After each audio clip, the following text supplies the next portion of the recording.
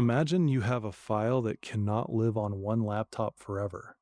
A product video, a night of server logs, a database backup that has to survive a hard drive dying at 3 in the morning. The instinct is simple: put it in the cloud. But the cloud does not accept a naked file. Before a single byte can rest somewhere durable, the system has to answer harder questions. Who is this data for? Where in the world does it live? What is its address? And who exactly is allowed to see it? That is the quiet drama behind Amazon's simple storage service, Amazon S3. It is not a hard drive floating in space. It is a highly scalable, secure, low latency object storage service from AWS. Organizations use it to store and retrieve any amount of data from anywhere on the web. It is a foundational block for modern cloud architectures with virtually unlimited storage capacity. And yet each individual object tops out at 5 terabytes. Tonight, the stakes are not capacity. Capacity is almost free. The stakes are identity, location, and exposure. Convenience wants the upload button now. Identity and security insist on a unique name, a chosen region, and doors that stay locked by default. This is the story of what has to be true before storage becomes real. S3 does not think in folders the way your laptop does. It thinks in 3 roles that have to fit together perfectly. First, the bucket. A bucket is a logical container for your data, like a top-level folder, but with global rules. It is not the file itself. It is the place the file will live. Second, the object. The object is the actual data unit, an image, a video, a log file, a database backup. It can be empty, 0 bytes, or as large as 5 terabytes. Alongside the bytes, S3 keeps metadata, small key value facts about the file, such as content type set to image/JPEG, so the system knows what it is holding. Third, the key. The key is the unique identifier, the name, assigned to an object inside a bucket. Without a key, the object has no address. With a key, the system can find it among millions of others. Hold those 3 words: bucket, object, key. Container, cargo, address. Everything that follows is just making those 3 things real in the AWS console, and refusing to leave the door open while you do it. Here is the part that surprises almost everyone. Amazon S3 uses a flat storage structure. There are no true nested folders underneath, and yet you will see paths that look hierarchical. Take this example: s3:my-bucket/images/puppy.jpg. It feels like a folder called images holding a file called puppy.jpg. That is the illusion keys are allowed to create. The slashes are characters inside the key. The full string, images/puppy.jpg, is one identifier sitting in one flat namespace inside the bucket. Why does that matter? Because convenience wants folders. Your brain wants folders. Security and scale want a simple map from name to object, with no tree to traverse. S3 gives you the mental model of folders without the cost of a real hierarchy. So when you later organize photos, logs, and backups, you are not creating directories. You are choosing keys that humans can read, while the service still sees a single flat list of names. Before any object can arrive, the container needs a name that no one else on Earth is already using. Bucket names must be globally unique across all AWS accounts worldwide. Not unique in your account, unique in the entire global namespace. The source gives a clean contrast. My-company-backup-2025 can be unique. The casual name my-bucket almost certainly is not. Someone somewhere claimed a name like that years ago. Think of it like choosing a street address that has to work on a planet-sized map. If 2 companies both called their bucket backups, the cloud would not know which door you meant. So S3 forces the hard rule up front. Pick a name that can only ever point to one container. And uniqueness is only half of identity. When you create a bucket, you must also choose a specific AWS region, a geographic place where the data will be stored. Latency, compliance, and disaster planning all live in that choice. Convenience might shrug and click the default. Identity insists you mean it. The file has an address only after both the name and the region are settled. Theory has a ceiling. The rest of this story happens in the AWS Management Console, the control room where those abstract rules become buttons and radio selections. Step 1 is ordinary and absolute. Sign in to AWS. Without an authenticated session, there is no account boundary, and no bucket can be yours. Step 2, find the service. Go to the search bar at the top of the console. Type S3. From the results, select Amazon S3, scalable storage in the cloud. In the screenshots, a green box frames that search moment.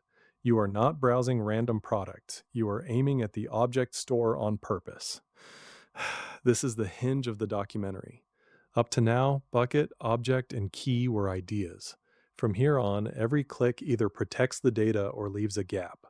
Convenience is already impatient. Security is about to get a vote on every default. Step 3, creation of the bucket itself. Click Create Bucket. The form opens with a quiet sentence that almost everyone skips. Buckets are containers for data stored in S3. Now the choices that encode identity. Bucket type, select general purpose. That is the original, recommended type for most use cases and access patterns. The workhorse that can mix storage classes and keep objects across multiple availability zones. Bucket namespace, select global namespace. By default, S3 creates general purpose buckets in the global namespace. That is the same rule we met earlier, names unique across accounts, so no one else can ever create your name. Then enter a unique bucket name. In the walkthrough, the example on screen is something like GeeksforGeeks-Samar, specific enough to survive the global lottery. The console itself warns you. Names must be 3 to 63 characters, begin and end with a letter or number, and stay unique in the global namespace. Notice what just happened. You did not upload a file, you claimed a plot of land in a worldwide map, and you chose the region where that land sits, here, US East, Northern Virginia, US East 1. The container is almost real. The doors are not locked yet. Step 4 is where convenience and security stop being polite. Under Object Ownership, keep the default, ACLs disabled. That is the recommended setting. With ACLs disabled, all objects in the bucket are owned by your account, and access is specified using policies, not a scatter of old-style access control lists. ACLs enabled would let ownership and access fragment across accounts in ways that are easy to misunderstand later. Plain language.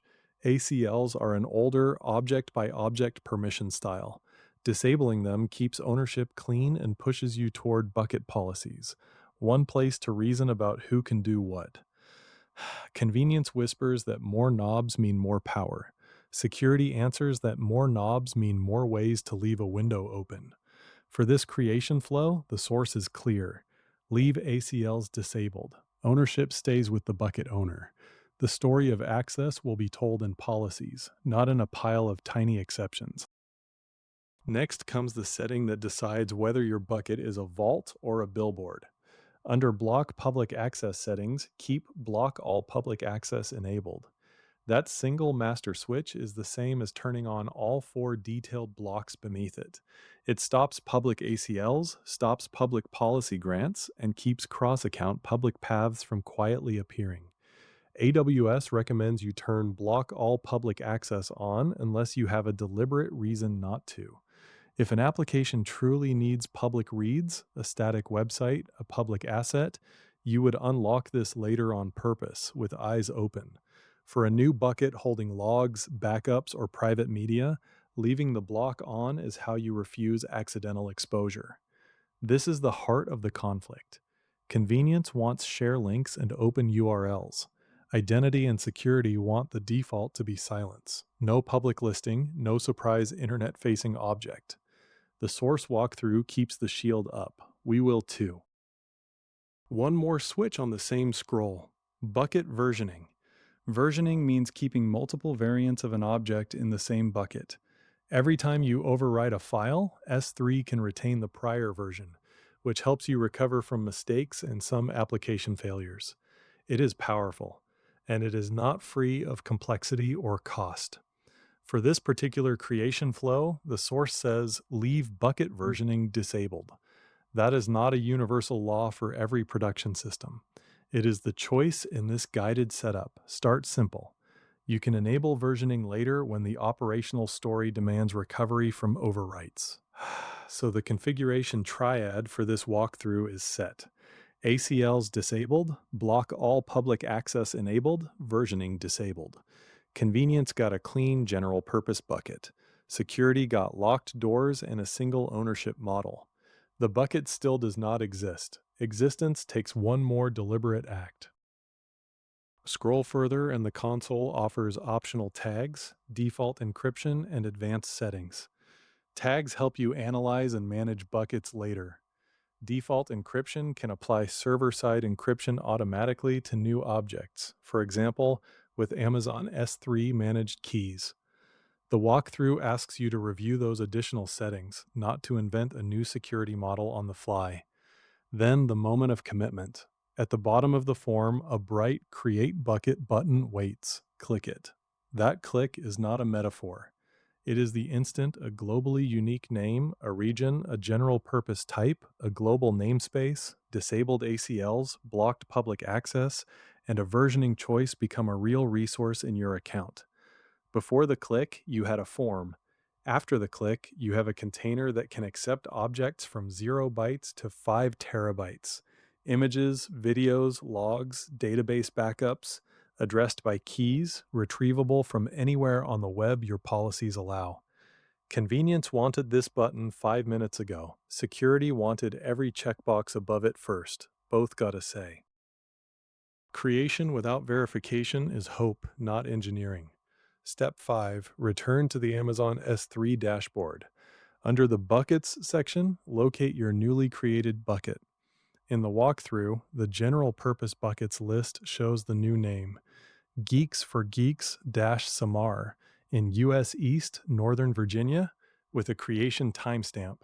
The empty container is no longer a plan. It is a row in a table you can sort, search, and open. This is the resolution of the opening stakes. The file that could not live on one laptop now has a place prepared for it, a named bucket in a chosen region, with ownership centralized and public access blocked by default. You have not uploaded the puppy photo yet. You have not streamed the backup yet. But the address space exists. When the object arrives, it will need only a key, and the flat namespace will know exactly where to put it. So what did we actually build? We built a durable organizational model, Amazon S3, a scalable, secure, low-latency object store, separates storage into bucket, object, and key. The bucket is the logical container with a globally unique name and a home region. The object is the data itself, from empty to 5 terabytes, carrying metadata like content type. The key is the identifier, free to look like folders while the service stays flat underneath. We walked the console path, sign in, search for S3, create a general purpose bucket in the global namespace, claim a unique name, keep ACLs disabled, keep block all public access on, leave versioning off for this start, review the extras, click Create Bucket, and verify the row on the dashboard. The opening problem is answered. A file no longer has nowhere to go. It has a container, an address scheme, and locked doors. And yet one tension remains, the one every growing organization still chases. As data multiplies and teams need retrieval from anywhere on the web, how do you keep the convenience of access without quietly weakening the boundaries that made the bucket safe in the first place? The bucket is ready. The harder craft is living with it wisely.